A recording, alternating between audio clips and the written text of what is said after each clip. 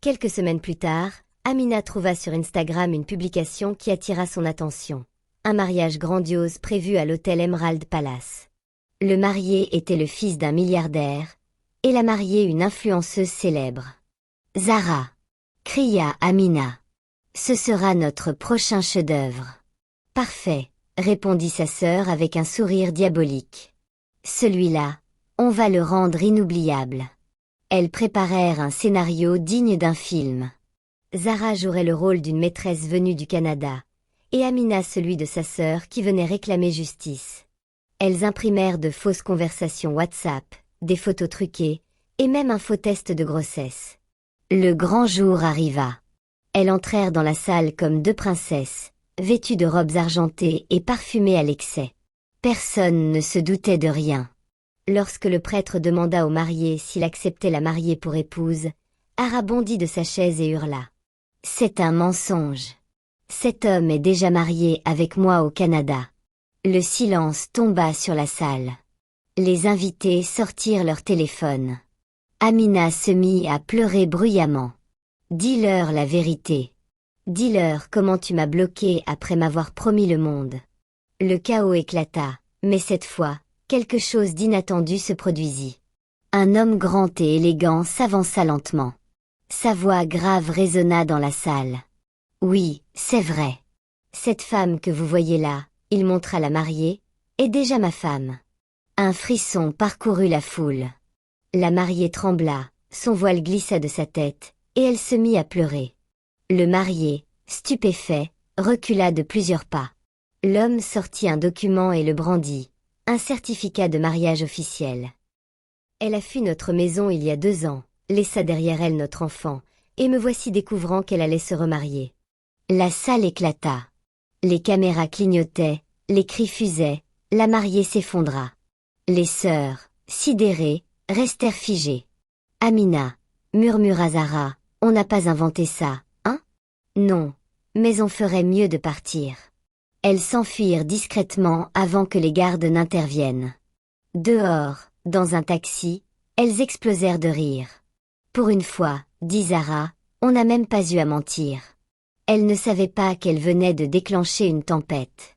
Quelques jours plus tard, une autre cérémonie grandiose fut annoncée à Lagos. Malgré les avertissements, les sœurs décidèrent d'y aller. Mais cette fois, le marié était le fils d'un homme très puissant, le chef Adiguin, un magnate redouté. Elles préparèrent leur plan, comme toujours. Mais cette fois, leur théâtre allait tourner au drame.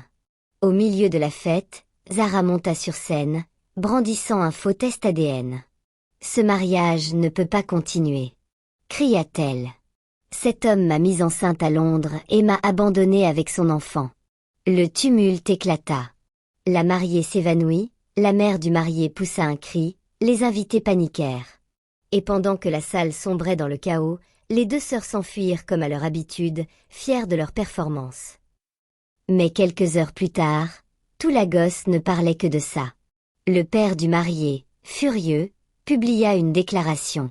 « Je promets 5 millions de Naira à quiconque me livrera ces 2 sorcières qui ont détruit l'honneur de ma famille. » Le lendemain, leur visage était partout, sur les journaux, les réseaux sociaux, la télévision.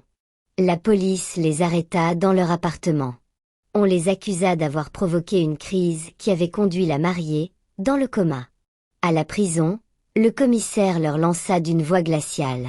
« Vous croyez que c'est un jeu ? Si cette femme meurt, vous serez jugés pour homicide involontaire. » Amina et Zara s'effondrèrent en larmes. Pendant 3 jours, elles ne dormaient plus, priant que la mariée survive. Le 4e jour, la nouvelle tomba. Elles s'étaient réveillées. Elles crièrent de joie, remerciant Dieu. Mais le chef Adiguin refusa de retirer sa plainte. Il voulait en faire un exemple. Quelques semaines plus tard, le tribunal rendit son verdict. Le juge, une femme sévère, déclara « Vous êtes reconnu coupable de diffamation, trouble à l'ordre public et atteinte morale grave. Je vous condamne à 1 an de prison ferme.